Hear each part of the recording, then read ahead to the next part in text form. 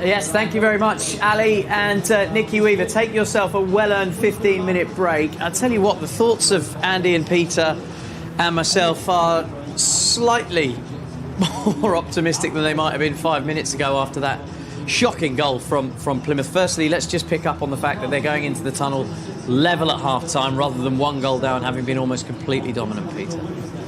Yeah, listen, the story of the game, Manchester City, all the possession, corners, but if two goals either end, dead ball situation. Both quite similar. So you have all the play and all that, and it just, to me, if you put the ball in danger areas, which Plymouth did with the goal off a dead ball, you're going to give defenders problems, and that's what we do. City, brilliant in possession. Could they get it forward a bit quicker, pass it a bit sharper? In my opinion, yes. But as a very important equaliser just before the half-time whistle. Yeah, it certainly was. So Nico O'Reilly, as you've already touched on, free header really from the free kick. He timed his run really well. By the time it met his head, he was 8 yards out, and Conor Hazard couldn't keep it out. It's as incisive as City has been, as Peter says. Yeah, it's the importance of set plays and doing it correctly. Both teams have not defended a set play correctly. Poor detail, players not doing probably what they've been pointing out to do. You know, if you look at the run from O'Reilly and you look at the way Plymouth are set up, the man who's in the front space has to drop in with the rest of the units. He actually stands still, so he runs in behind him and manages to get a flick. And it's a great run and a great ball from De Bruyne, which you expect from a dead ball situation. But it's appalling defending from Plymouth. And then exactly the same, you know, with Manchester City from the headed goal. You know, the detail is that I think it's McAtee has to block and stifle his movement, and you're doing that to allow the springer to come over the top and clear the ball, or the keeper to come. But McAtee doesn't stop him coming in, and then there's no springer. So the detail was really, really poor, and that's the only way Plymouth were going to score. A long throw, second ball dropping in, or a set play like that. And it was one chance, 1 goal, and that's worrying. Yeah, so we know that Manchester City approach these defensive set-piece scenarios with zonal marking. So it's not a case of all of a sudden you've got little James McAtee marking the tallest man on the field. It's not quite as basic as that, Peter. But what can City do to improve on that? I think we did mention it before kick-off. Height. That height, and it was going to be a problem. What I liked, and I understand zonal marking, what I liked as a coach, manager, whatever you want, is people getting up against people. You know, because the zonal marking, if they get a run on you, you're in trouble. And I know I liked a wee bit of zoning, certain areas, but I like people marking, getting the body across, marking, and that's it. But what I've got to say, it's the magic of the FA Cup. Yeah. No, it is. Yeah. You know, the fans there, they all get the Green Army, absolutely brilliant. Hung in the game, City all the possession, hung in, little bit of confidence. That ball, well, it's fascinating to watch. Yeah, it certainly is. I mean, in terms of weight of chances, that was Plymouth's first chance on goal. It came from their first corner, and the big guy got a free header and he steered it into the back of the net. But Manchester City had their chances. Phil Foden had a shot just deflected round the post by the foot of Maxi, the goal scorer. Gundogan had a free header. Ultimately, that was quite an easy save for Conor Hazard. And then later on in the first half, just before the equaliser, De Bruyne had an effort tipped round the post as well. So City are creating their chances. But and the Gundogan hit the post. Gundogan hit the inside of the post, trying to guide the ball in, perhaps. Might have put his laces 11 corners, 78% possession, 10 shots on goal, or 10 efforts to Argyle's 1. It's a total domination. Exactly what we predicted, but you know, probably not enough shots from outside the box, not enough balls into dangerous areas, and maybe a little bit too slow, which allows Plymouth to get back into a shape, and then it's quite hard to find any kind of space. So a little bit quicker, move the ball a bit quicker, shots off, and just put the ball into areas, because you may not score from it, but a defender clearing a ball that drops in around the edge of the box, bang, shot. That's a massive equaliser, that, and the timing of it, because, I mean, Argyle have worked. As a team, they've put so many yards in there. Yeah. That one going in, psychologically, you imagine them coming out second half, 1 up. your legs are going. But because because of a free kick, it's a great ball in by De Bruyne, a great ball in. But from a Plymouth point of view, they'll be absolutely devastated. Yeah. And psychologically, the manager's got to get him, the coach has got to get him up now. And besides physically, mentally, that's very difficult to come back from, especially when they're going to have the 44th minute, get to half-time.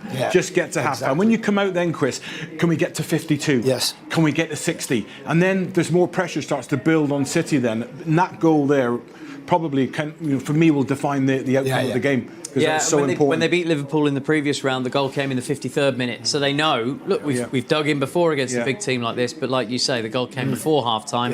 They've got 15, 20 minutes to go and dwell on that, haven't they? Yeah, massive equaliser. I mean, I think City, if they'd have gone in 1-0 down, would have still come out and most probably dominated. But now it takes a lot of pressure off them and puts pressure on Plymouth Argyle psychologically. Certainly does. So the match stats from the first half: 70% possession for Manchester City. They had 13 shots, 3 of them on target. Also, Gundogan hit the inside of the post, which doesn't count as a shot on target, even though he hit the frame of the goal. Plymouth had one shot on target, and an expected goals total of 0.09. They didn't have very good. The weight of their chance wasn't very good if you buy into. What's the expected goal on City? 1.38. So the value of their chances, according to the XG statistic, is that they should have had 1.38 goals. They got one. So almost there. One point that we're trying to keep a close eye on is that we've just seen Ruben Diaz down on the pitch warming up. Manchester City players do not tend to warm up at half-time. We saw Nathan Ake limping towards the end of the first half, which would suggest that Pep may not be guaranteed to, but looks like he's going to have to make. He won't take any chances. If Ake's got a problem, they make the substitution. The way he walked down the tunnel, as we actually saw, I mean, that's not somebody who's coming out in the second half. He's already missed 16 games through injuries this season, so you wrap him in cotton wool, don't you? Yeah. As for Gundogan, though, he had, up until the goal, the best chance for Manchester City. What did you make of that chance? Because there was 2 defenders in front of him. He's also got the goalkeeper to beat. And for me, it was almost trying to lift it, to guide it over the defender's legs. I think when it comes in at that pace, you're just looking to make good contact. And for me, you're trying to just get it in the goal. And if it's fortunate, or it comes away from the keeper, you score. And it's perfect. But, you're talking inches when he's made that good a contact on the ball. To be able to sort of say, I'm going to go 6 inches inside and put it in the net, you're not going to do that. You're trying to make good contact on the ball. He hit the target, done everything. Well, is it not the target, the post? Is that what you're saying? If he hits it's not the target. Right, okay. To be fair, when you look at analyse City playing the possession, 2 of the best chances they had were 2 headers off set plays. Yeah. That were missed. Reid missed one. Is that how you pronounce it? It's a shoulder. And I think Ake could have got one on. So important, set plays. Yeah, certainly. And ultimately, the goal scored by both players, both sides, are by the tallest players on their team. Nico O'Reilly is 6 foot plus. There aren't many in the Man City team that stand that tall. And Nico got the goal. Right, we're going to switch our focus to City in the community. Because here to discuss the most recent episode of We Are City in the Community. Last month, the charity spoke to City BTEC participant Winnie, and she was discussing the positive impact the programme has had on her life through the support that the community and her course mates got. Very difficult time of their lives. They got support from City in the Community, and she is pitch side with our very own Danny Jackson. Danny, take it away, mate. Right, now we're going to switch our attention to City in the Community, as they recently had an episode of the We Are City in the Community campaign. And last month, the charity spoke to the City BTEC participant, which is Winnie, and discussed the positive impact that the programme has had on what has been a pretty challenging year in her life. So I'd like to welcome Winnie up. If you could give Winnie a big round of applause. Winnie, welcome. What's it like being stood pitch side at the Etihad? Did you expect this? No, it's really a surreal moment to be here, and it's been a good game so far. Definitely is. Well, tell us a little bit about how you got involved in City BTEC and also, how you joined the programme. So I switched over to the triple BTEC because I knew it was a subject that I excelled in, but it also gave me the opportunity to play football and train, and it was definitely the best choice I've made. Brilliant. And tell us a little bit about the support that you've had from your coaches during your time in the programme. So with me being diagnosed with cancer last year, it was a difficult period. So being able to have the CITC coaches support and obviously the peers that I've made over the teammates that I played with was just the best thing that I could have. And I was just grateful for the support that I was given. Yeah, I can imagine. And what kind of skills have you managed to develop during that time with the programme? Definitely my confidence. The CITC program has definitely improved my confidence and my ability to play on the pitch, but also in terms of my academics as well. Well, confidence definitely, because you now stood talking to me at the pitch side at a huge game, so congratulations for that. What would you say to maybe some of the younger people in here that might want to consider joining the City BTEC? I think definitely go for it. It's one of the best decisions I've made. And I think once you join the programme, the coaches are amazing and the support you get is definitely the best. And now finally, I mean, let's plug it a little bit. How can people find out a little bit more about what it takes to get involved? mancity.com/CITC is where you'll get all your information. There you go, you did that so professionally. If you're building your confidence, Winnie, you've done it extremely well, and congratulations on everything. If everybody can give a big round of applause to a very special girl, Winnie. And if you do want to get involved in the City BTEC programme, obviously you can scan the QR code, which is up on the screen now.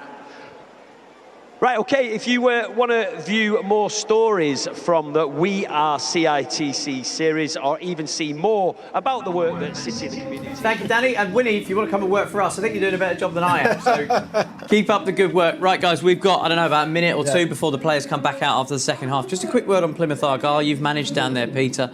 Miron Muslic was very calm when the goal went in, but his team talk changed in an instant when Nico scored that headed equaliser. What will he have been saying to his players? Knowing what I know of him, Muslic, he'll say, you won a piece with Manchester City at the Etihad. How well have you guys done? And by the way, we've had one chance, we've stuck it in. Let's try and defend doggedly, but City a week at the back. Dead balls, set plays. Go on, go and do it again. You've done it once, go and do it again. OK, so that's the Plymouth Argyle view. As for Pep Guardiola, what do you think he would have been saying, and which players do you think we might see early in this second Well, I half, think Andy? keep moving the ball quick. You know, don't allow them to settle back into shape. Keep them alert. Don't let the game slow down, because that'll play into Argyle's hands. And also make sure you're defending the set play. So whoever's a defensive set play coach in the changing room has to sort out the next corner, that nobody can get a free header. I think it might look after itself a little bit with Diaz coming on, if Diaz comes on for Ake, because he's a natural header of the ball. I don't see somebody that wants to go and attack the ball, and Diaz will give us that if Ake sadly had to come off. But keep the ball moving quick and make sure that we sort out the dead ball situations. We're just keeping our eyes on that tunnel to see if Ruben Diaz comes out, to see if that substitution will be confirmed. Jack Grealish has got his shorts rolled right up high. We know he's coming out for the second half. Just a quick one, confirmation. We now know 4 of the last 8 in the FA Cup. Bournemouth have beaten Wolves on penalties. Wolves had Cunha sent off in the last minute before penalties, so he couldn't take one, and they lost in sudden death. We need to find out who the 5th team will be in the quarter-finals of the FA Cup. Will it be our very own Manchester City, or will it be Championship Plymouth Argyle? You're going to find out with commentary on City Plus over the next 45 minutes or so with Nicky Weaver and Ali Mann.